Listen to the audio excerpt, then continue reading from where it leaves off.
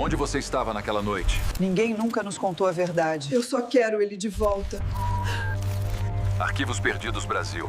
Era madrugada quando a cidade, entregue ao tipo de silêncio que só existe nas horas em que o mundo parece suspender a própria consciência, descansava sem imaginar que, atrás de uma janela entreaberta, um enigma começava a tomar forma. No quarto infantil, ainda impregnado com o aroma suave de talco e sabão neutro, uma luz azulada atravessava a cortina e projetava no chão um desenho irregular de sombras e linhas que se espalhavam como se tentassem revelar algo que ninguém deveria ver. Ali, o jeito... Tempo não corria. O berço permanecia imóvel, carregando uma ausência que não pertence ao cotidiano, mas sim ao instante em que uma vida se parte ao meio. Preso acima das grades, colado com uma fita transparente que refletia a luz em pequenos brilhos, um papel amarelado exibia uma frase tão curta quanto devastadora. Me perdoa, minha filha. A letra era trêmula, irregular, marcada por hesitação e pressão ao mesmo tempo, como se a mão que escreveu estivesse lutando contra o que sentia. Havia trechos onde o traço parecia desistir no meio do caminho, enquanto em outros a caneta rasgava quase o papel, imprimindo a força emocional de alguém que já havia tomado uma decisão irreversível. O ambiente estava arrumado com um cuidado perturbador. Roupas dobradas, fraldas organizadas por tamanho, uma mamadeira recém-preparada com o leite ainda morno. A normalidade daquele quarto contrastava com algo que não cabia na lógica. Nada estava fora do lugar. Nada sugeria descontrole. Apenas a carta. Apenas a ausência. No relógio da cômoda, os ponteiros marcavam 03:17, a mesma hora registrada mais tarde como o momento em que a luz do quarto foi acesa. Nenhum vizinho relatou ter ouvido passos, portas ou qualquer indício de movimentação dentro da casa. Quando o dia nasceu, a mamadeira continuava morna, a porta permanecia trancada por dentro e todos os objetos pessoais dela estavam exatamente onde deveriam estar. Só faltava Ana Clara. A carta parecia uma explicação, até que detalhes incômodos começaram a surgir. A letra mudava no meio da frase. Não havia assinatura, não havia despedida, apenas culpa. E a dúvida crescente de que talvez aquela frase não tenha sido escrita por uma única pessoa. Se essa carta realmente fosse um adeus, por que ela parece mais uma cena montada do que uma decisão desesperada? E mais importante, quem estava no quarto quando aquela caneta tocou o papel? Se essa história despertou em você a sensação de que algo não fecha, que existe uma peça faltando e que a verdade ainda está escondida, acompanhe essa investigação com a gente. Inscreva-se no canal e ative as notificações para não perder nenhum avanço deste caso. Curitiba, 2005. A cidade carregava uma atmosfera de organização, ruas limpas, rotina previsível e um ritmo urbano que se orgulhava de ser modelo de segurança.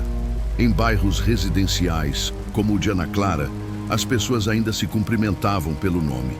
As sacolas de pão chegavam ao portão, enquanto o jornal dobrado era deixado cuidadosamente na soleira e, nas varandas, era comum ouvir relatos de mães conversando enquanto balançavam carrinhos de bebê.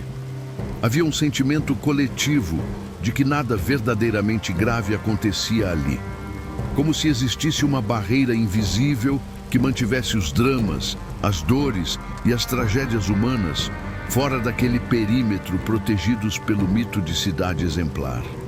As estatísticas oficiais afirmavam que desaparecimentos femininos eram raros e, quando aconteciam, quase sempre eram classificados como fuga voluntária, um rótulo que encerrava os casos antes mesmo de começarem.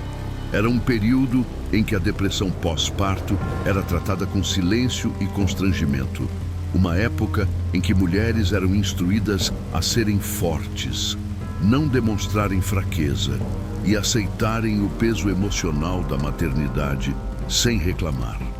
Em delegacias, casos de violência doméstica permaneciam guardados em arquivos com pouco movimento, engavetados em pastas grossas, onde denúncias ficavam presas como vozes abafadas. O sistema estava mais preparado para ignorar do que para investigar. Para muitas mulheres, desaparecer era quase tão fácil quanto se calar. Os jornais locais focavam em manchetes sobre economia, inaugurações de centros comerciais e campanhas escolares. Quando uma mulher sumia, o espaço nos periódicos era diminuto, por vezes reduzido a uma linha fria. Mãe abandona bebê e foge. Nada mais era investigado, nada mais era explicado e nenhuma pergunta era feita. Era como se a simples existência de uma mulher que desaparecia fosse um incômodo para a narrativa de uma cidade que desejava parecer perfeita. O clima social colaborava com o silêncio. As pessoas preferiam não se envolver, não perguntar, não olhar além do que estava diante dos olhos. Vizinhos viam, mas não testemunhavam. Familiares suspeitavam, mas não denunciavam. A cidade caminhava rápido demais para olhar no abismo que se formava em algumas casas. E enquanto o progresso urbano ganhava manchetes, histórias reais desmoronavam em silêncio, se perdendo entre relatórios superficiais e classificações apressadas, rotuladas como fugas, surtos ou escolhas pessoais. Em meio a esse contexto, o desaparecimento de Ana Clara não encontrou espaço para indignação coletiva. As autoridades não mobilizaram equipes, não cruzaram informações e não convocaram buscas. A carta, que deveria ter sido tratada como prova, foi interpretada apenas como justificativa. Era mais fácil acreditar na fuga de uma mãe do que considerar a hipótese de um crime. E justamente quando parecia que tudo aquilo seria apenas mais um desaparecimento engolido pelo arquivo morto, um detalhe específico, ignorado pela polícia naquele ano, iria ressurgir 14 anos depois e quebrar a falsa sensação de segurança que a cidade insistia em sustentar. Antes de qualquer tentativa de rotulá-la como uma mãe que abandonou a própria filha, é essencial reconstruir quem era Ana Clara, além do desaparecimento, porque ninguém some sem deixar rastros internos, sinais de desgaste emocional e pequenas fissuras que antecedem o ponto de ruptura. Ana Clara cresceu em uma família simples do interior, em um ambiente onde o afeto existia, porém se escondia atrás de tarefas feitas e não de palavras ditas. Foi a primeira da família a sair de casa, trabalhando na cidade grande e carregando consigo o hábito de registrar sentimentos no papel, como se só pudesse existir emocionalmente quando escrevia. Desde a adolescência, acumulava cartas que nunca enviava, cadernos preenchidos com pensamentos soltos e páginas costuradas à mão, como se organizar palavras fosse a única forma de organizar o caos dentro dela. Os amigos descrevem uma jovem educada e silenciosa, mas com um olhar inquieto, como se estivesse sempre tentando manter por perto uma parte de si mesma que tendia a escapulir. Antes da maternidade, ela já passava noites acordada escrevendo, e esses registros se tornaram ainda mais frequentes depois da gestação. A gravidez não foi planejada, e mesmo tentando se convencer de que estava preparada, ela enfrentava a maternidade praticamente sozinha.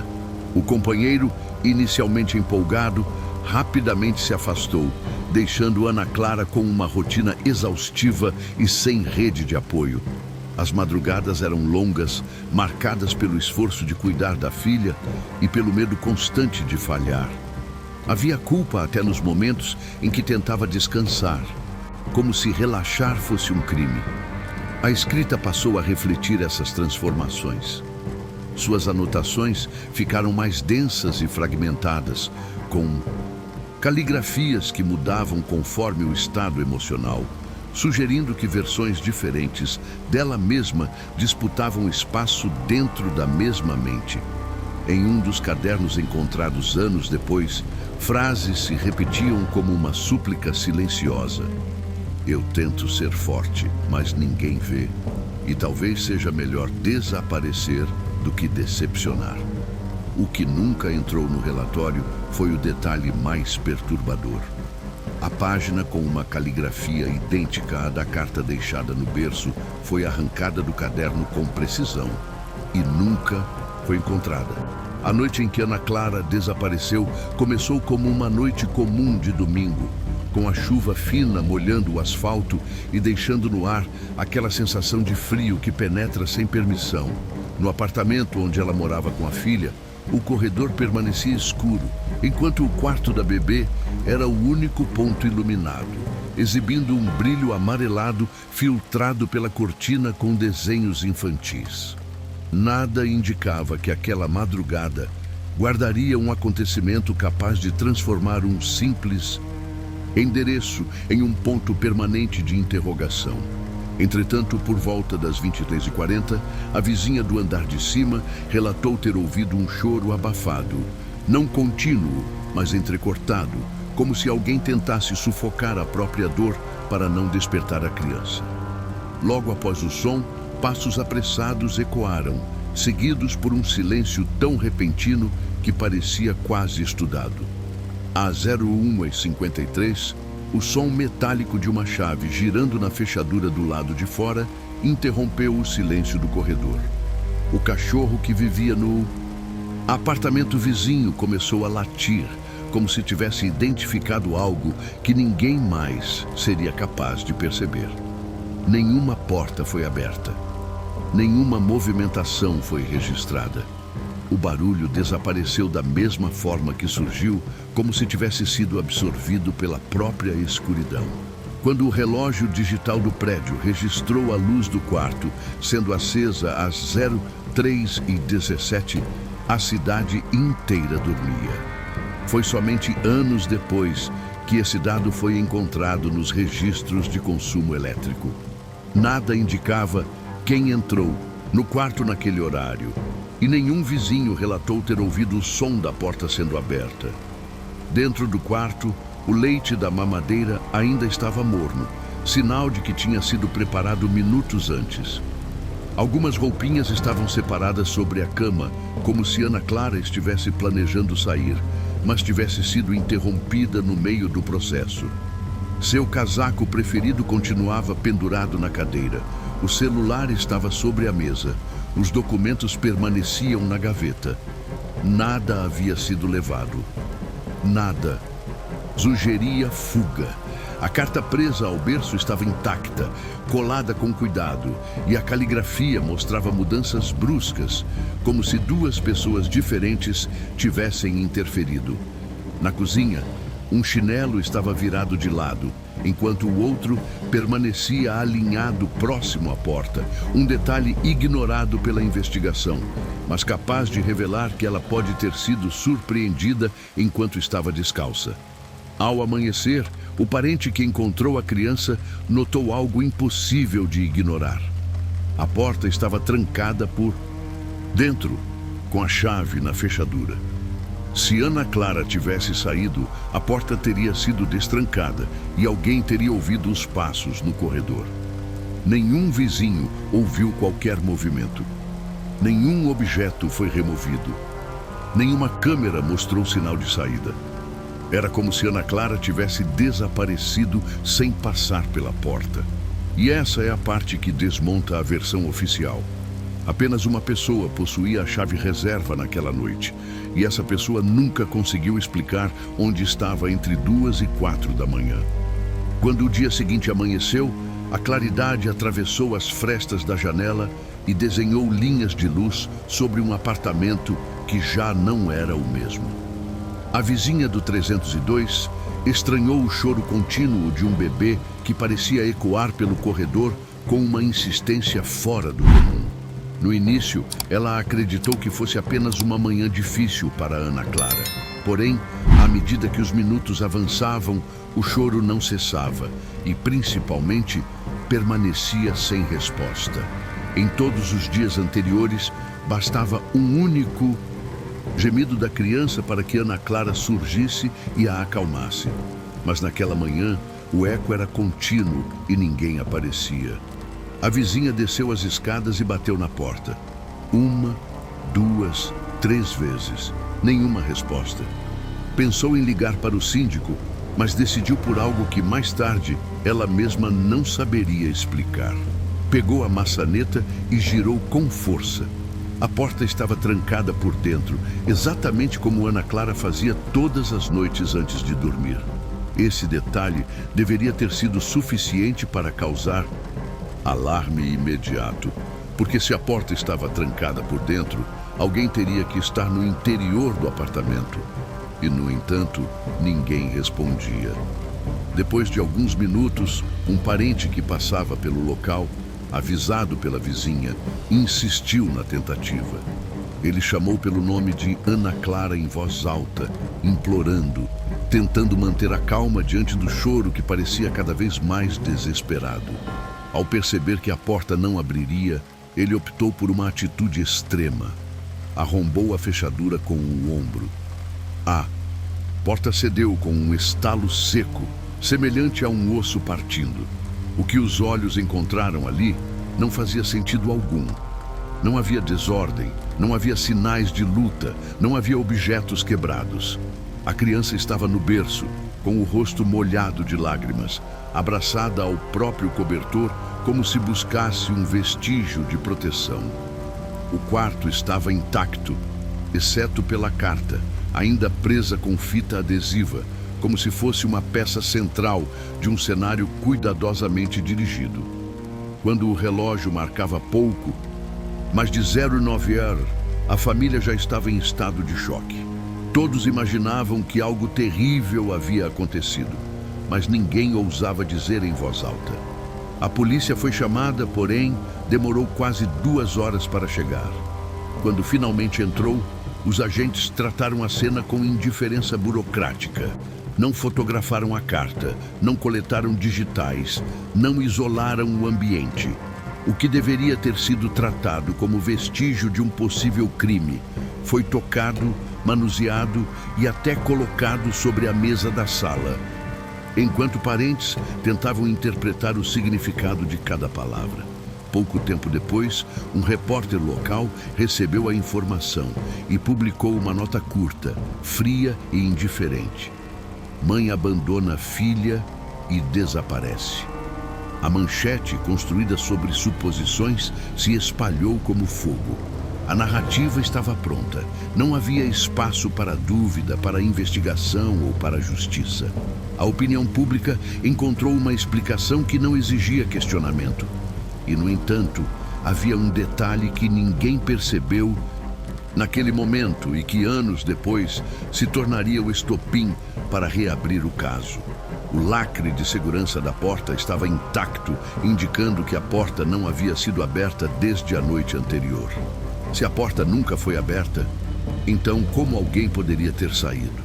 Quando a polícia finalmente assumiu o caso, já havia passado tempo demais desde o momento em que a porta foi arrombada. O quarto não era mais uma cena preservada, e sim um ambiente saturado de mãos curiosas, lágrimas nervosas e toques que, sem intenção, apagaram possíveis respostas. O delegado responsável, um homem acostumado com desaparecimentos que terminavam com reaparecimentos voluntários, observou o berço, leu a carta rapidamente, esfregou o queixo com tédio e declarou sem hesitação que aquilo parecia um caso óbvio de fuga emocional. Ele não esperava complexidade, nem contradições, apenas desejava preencher um relatório e arquivar o episódio. Não houve análise de impressões digitais, não houve coleta de objetos, não houve isolamento do local. O ambiente foi registrado com a mesma atenção que se dá a um quarto limpo em um hotel, ignorando que cada detalhe ali podia ser um fragmento de verdade. No boletim de ocorrência constavam apenas 3 linhas, secas, como as palavras deixadas no berço. Indícios de fuga voluntária, carta confirma abandono, nenhum sinal de violência. Sem questionamentos, sem dúvidas, sem profundidade. O documento estava pronto e o caso parecia encerrado antes mesmo de começar. A polícia não solicitou imagens das câmeras do prédio, não conversou com todos os vizinhos, não analisou o histórico de ligações do ex-companheiro, não investigou o tempo entre a luz acesa 03:17 e o momento em que o choro da criança foi ouvido pela vizinha às 07:00. Havia um vazio narrativo e naquele vazio se escondia algo que ninguém quis enxergar. O desaparecimento não foi tratado como crime porque a carta havia facilitado uma conclusão conveniente. Quando perguntado, o ex-companheiro de Ana Clara apresentou uma versão genérica, superficial e estrategicamente construída para parecer comedida. Ele alegou que Ana Clara tinha crises de instabilidade emocional, que às vezes chorava sem motivo e que, nos dias anteriores ao sumiço, dizia frases desconexas sobre desaparecer. Não houve registro dessas supostas conversas em mensagens, nem testemunhas confirmando esse comportamento. Porém, ainda assim, o delegado aceitou o relato. Ao final da conversa, o homem levantou da cadeira com uma tranquilidade perturbadora, como se soubesse que não seria questionado novamente. Ele saiu da delegacia sem demonstrar desespero, sem perguntar sobre buscas, sem pedir atualizações. Um dos investigadores, anos depois, revelou informalmente que algo o incomodou profundamente naquela entrevista. Quando mencionaram a carta deixada no berço, o homem sorriu de canto de boca e disse: "Se ela escreveu, é porque queria ir embora." A frase, que poderia ter sido apenas um comentário, carregava uma frieza que merecia ser investigada. Nada foi feito. A única pessoa que insistiu que algo estava errado foi a irmã de Ana Clara, que implorou para que verificassem os objetos da casa. Ela percebeu a ausência de um caderno de capa azul, onde Ana escrevia quase todas as noites. Esse caderno seria essencial para entender seu estado emocional, mas desapareceu. A polícia registrou a observação como irrelevante. O desaparecimento de um caderno repleto de possíveis emoções e medos foi tratado como nada. Dias depois, quando a família procurou o relatório para acompanhar o andamento da investigação, o delegado informou que não havia novidades e que o caso seria encaminhado para o setor de desaparecidos voluntários.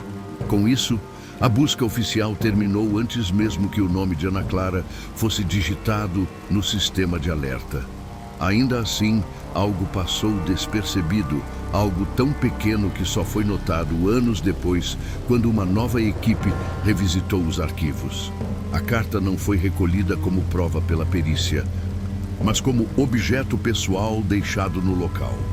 Essa classificação mudou tudo, porque ao ser considerada objeto pessoal e não evidência criminal, a carta não precisou ser periciada, catalogada ou anexada ao inquérito com rastreamento oficial. E foi justamente essa brecha que permitiu que ela desaparecesse dos arquivos por 14 anos, até ocorrer uma descoberta capaz de desmontar a versão confortável da polícia e expor o que realmente se escondia por trás das 3 palavras no berço.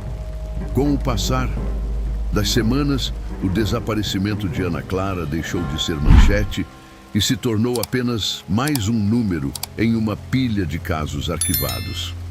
O silêncio que se instalou abriu espaço para versões conflitantes, e cada uma delas dizia mais sobre o preconceito da sociedade do que sobre o que realmente poderia ter acontecido naquela noite. A primeira teoria, abraçada pela polícia e repetida pelos jornais, afirmava que Ana Clara teria entrado em colapso emocional devido à depressão pós-parto. Embora esse diagnóstico jamais tenha sido confirmado por qualquer especialista. Para essa narrativa, a carta era a prova definitiva, dispensando investigação profunda. Essa hipótese ignorava detalhes importantes, como a porta trancada por dentro, a mamadeira recém-preparada e os objetos pessoais deixados no apartamento. Era mais fácil rotular uma mulher exausta como emocionalmente instável do que questionar a possibilidade de algo mais complexo. A segunda teoria surgiu entre vizinhos e se espalhou em conversas carregadas de julgamento. Segundo essas suposições, Ana Clara teria planejado fugir com alguém. No entanto, nenhum registro indicava encontros, movimentação financeira ou qualquer preparação para uma mudança tão radical. Nada foi levado do apartamento, nem documentos, nem roupas, nem o celular. Sair sem levar o mínimo essencial não representaria fuga, e sim abandono de si mesma. Essa explicação se tornou frágil diante da ausência completa de evidências que apontassem para um plano secreto. A terceira teoria, nunca assumida oficialmente, tratava de um assunto que muitas pessoas evitavam discutir: violência doméstica. Vizinhos afirmaram ter escutado discussões nas semanas anteriores ao desaparecimento, além de sons de objetos sendo arremessados. Sem registro policial, nada foi considerado. Naquele contexto, interferir em conflitos alheios era visto como invasão de privacidade, e o silêncio coletivo acabou protegendo o agressor, caso ele existisse. Mas foi a última teoria que abalou tudo. Anos depois, uma perita grafotécnica analisou a carta e identificou algo perturbador: 2 caligrafias. A primeira, frágil e hesitante, parecia implorar. A segunda, firme e incisiva, parecia impor.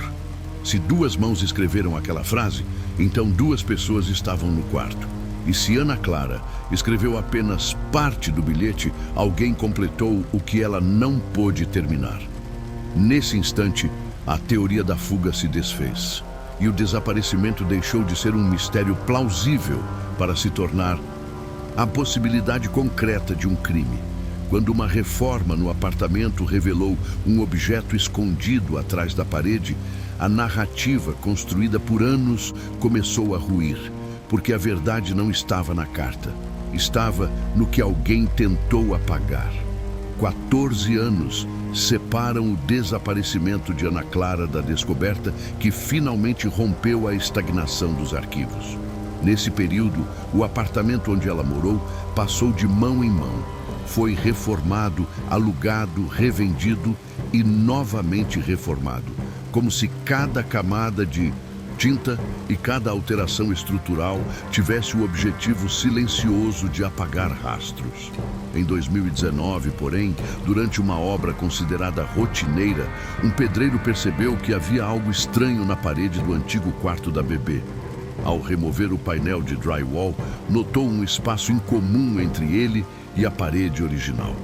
A profundidade não correspondia ao padrão da construção e a proporção do vazio sugeria não um erro, mas uma intenção.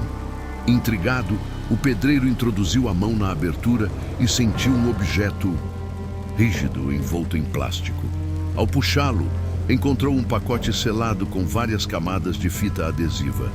Dentro do plástico, havia uma pequena caixa de papelão marrom, pesada, intacta, como se tivesse sido guardada com extremo cuidado.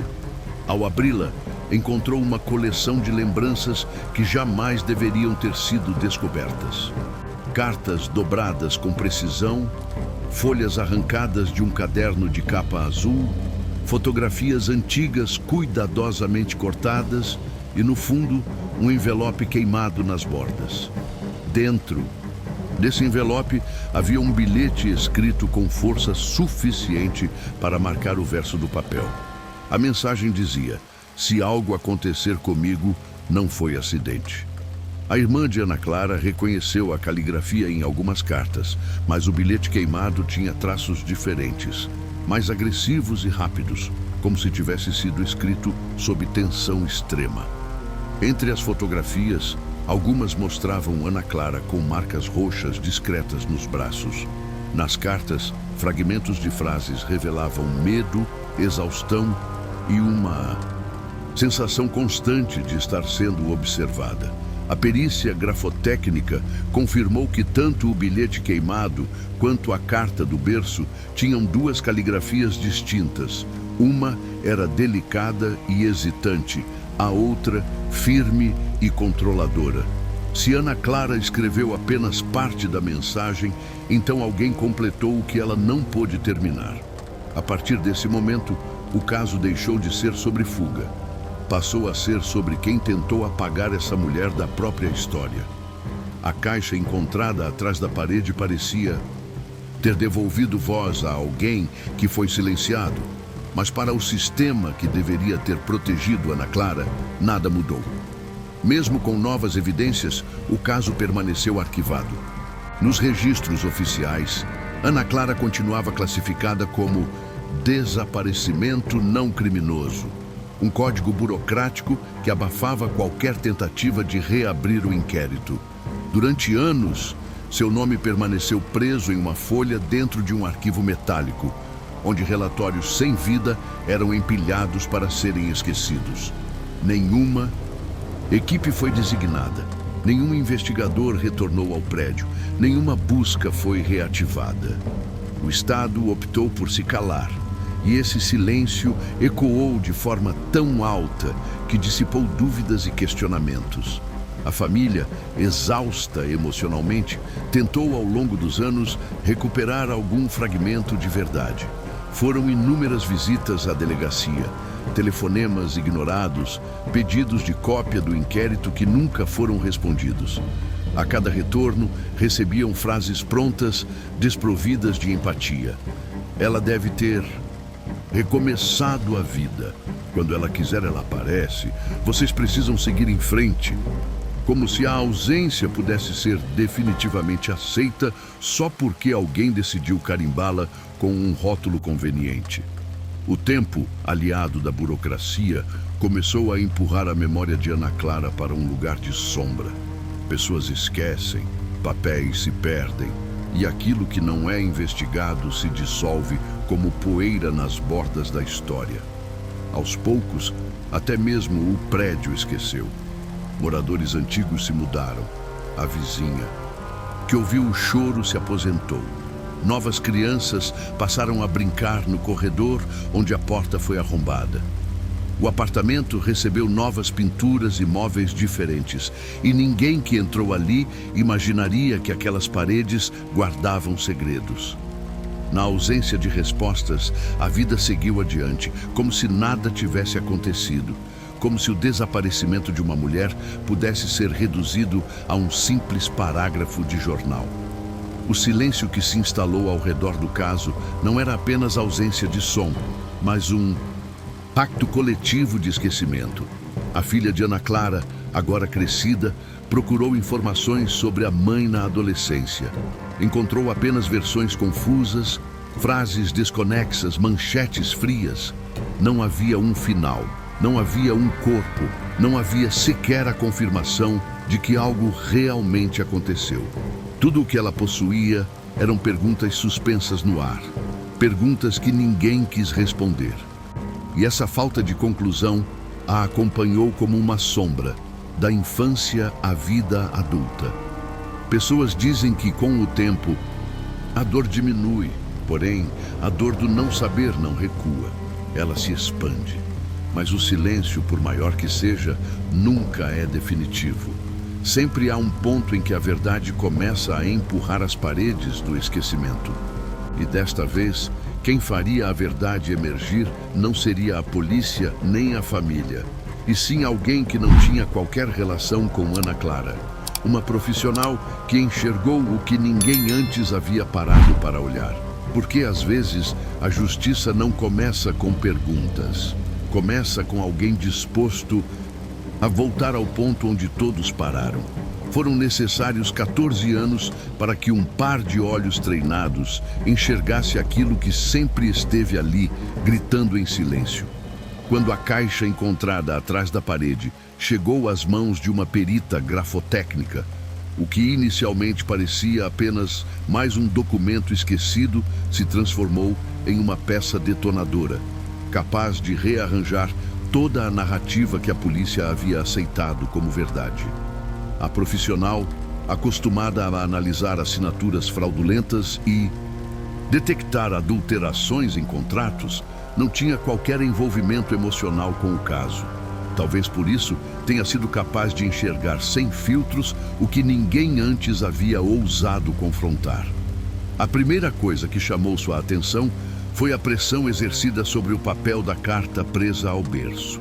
Em uma análise minuciosa, ela detectou que as primeiras palavras foram escritas com pouca força, traços delicados e hesitantes, como se a mão que as produziu estivesse tomada pelo medo e pela dúvida. Entanto, exatamente na metade da frase, a intensidade mudou. O lápis pressionou o papel com tanta força que deixou sulcos na página seguinte. Algo que só acontece quando a pessoa está tomada por tensão extrema. Os ângulos das letras se inclinaram mais para a direita. A velocidade de escrita aumentou e as letras passaram a se conectar com agressividade, produzindo uma caligrafia completamente diferente da inicial. Não era apenas uma sensação, não era apenas um detalhe estético, era uma ruptura gráfica. Depois de comparar as amostras com as folhas do caderno encontrado dentro da caixa, a perita concluiu que duas mãos escreveram a mesma frase. A primeira parte era de Ana Clara. A segunda parte, porém, não coincidia com nenhum registro de sua caligrafia. O que estava diante dos olhos dela não era um bilhete de despedida, mas um bilhete interrompido. E alguém o finalizou. A segunda evidência irrefutável surgiu quando ela examinou o envelope queimado, aquele que continha o bilhete escrito com urgência. Se algo acontecer comigo, não foi acidente. Essa frase possuía exatamente a mesma caligrafia forte e incisiva que aparecia na segunda metade da carta do berço. Traços idênticos, força idêntica, inclinação idêntica. As duas performances gráficas indicavam uma mesma mão. A mão que finalizou a carta foi a mesma que escreveu o aviso desesperado. Apenas uma diferença, porém, saltava como um soco na consciência. Aquele bilhete não era uma confissão, era um pedido de ajuda. Quando a perita levou o material para a revisão e apresentou seu parecer técnico, o ar da sala pareceu mudar de peso. O relatório, organizado com precisão, continha fotografias ampliadas, comparações de linhas, gráficos de pressão exercida e croquis demonstrando onde a caligrafia se altera. Cada uma das conclusões convergia para a mesma resposta que a investigação nunca quis enxergar. Ana Clara não estava sozinha na noite em que desapareceu. A perita não afirmou quem estava com ela, mas apontou para algo assustadoramente óbvio. Alguém escreveu por cima da voz de Ana Clara.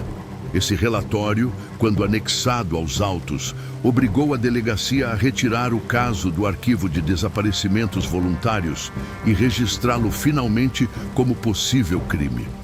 A filha de Ana Clara foi chamada para a leitura do laudo, e ao ouvir que a mãe não abandonou o berço, não fugiu e não se despediu por vontade própria, ela não chorou com desespero, chorou com alívio. Durante toda a vida, carregou o peso de uma pergunta que dilacerava. O que eu fiz para minha mãe ir embora? Naquele instante, ela descobriu que a culpa nunca foi dela. A culpa tinha caligrafia. Quando a perita terminou o relatório, deixou uma frase no final, quase poética. Ninguém desaparece sem deixar marcas. Às vezes, basta voltar ao papel certo. Com o caso reaberto, restava apenas uma dúvida, aquela que nenhuma perícia poderia responder. Se duas pessoas escreveram a mesma carta, onde está a segunda pessoa? Ao observar a trajetória de Ana Clara, algo perturbador se revela sobre a sociedade que a cercava. A velocidade com que todos aceitaram uma versão conveniente e a lentidão em admitir que falharam com ela. Quando uma mulher desaparece, o primeiro impulso raramente é procurar o que houve de errado ao redor. E sim, questionar os motivos dela, sua sanidade, sua força emocional. É como se o mundo tivesse sido treinado para enxergar mulheres como responsáveis pela própria dor. A maternidade, celebrada como símbolo de plenitude, frequentemente esconde uma solidão silenciosa e uma cobrança que se torna insuportável, sobretudo quando ninguém está disposto a ouvir os pedidos de ajuda. Ana Clara não desapareceu apenas fisicamente. Desapareceu primeiro no olhar das pessoas ao redor, que passaram a enxergar nela apenas papéis e não uma vida pulsando por trás do cansaço. A carta no berço se tornou o atalho que todos queriam para não precisar investigar. Era mais fácil acreditar em fuga do que admitir negligência institucional. Era mais cômodo aceitar a versão do abandono do que encarar a possibilidade de um crime. Durante anos, ninguém questionou por que uma mãe que supostamente fugiu deixaria o leite pronto, a roupa separada e o casaco pendurado. Ninguém se perguntou por que uma mulher que decide abandonar tudo prepararia uma mamadeira antes de partir. Decidiram por ela, interpretaram por ela, apagaram por ela. A sociedade só reconheceu o peso do silêncio quando o papel falou mais alto. A verdade estava ali desde o início, escondida na caligrafia que alternava fragilidade e força, medo e imposição. A justiça não veio de uma investigação eficiente, e sim de um pedaço de papel que sobreviveu a tinta, paredes e esquecimento. A história de Ana Clara nos lembra que o esquecimento é uma segunda morte, e que às vezes recuperar a memória de alguém é o único ato de justiça possível. A narrativa parecia, enfim, encontrar suas respostas. No entanto, antes que o caso pudesse ser encerrado, ainda restava uma última pergunta. Uma pergunta que insistia em permanecer. A história de Ana Clara não termina com respostas concretas, nem com o desfecho que se espera de um caso criminal. Não existe corpo encontrado, não existe confissão registrada, não existe conclusão definitiva que permita fechar a porta do passado.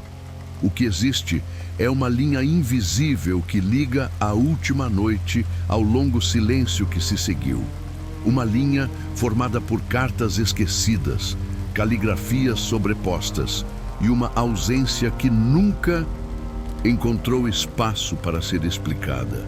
Quando a investigação foi finalmente reaberta, não foi o tempo que trouxe justiça, e sim a persistência de uma pergunta que recusou morrer. O papel, que deveria ser frágil, permaneceu mais sólido do que qualquer testemunho. A tinta resistiu à umidade, ao isolamento entre paredes e ao esquecimento institucional.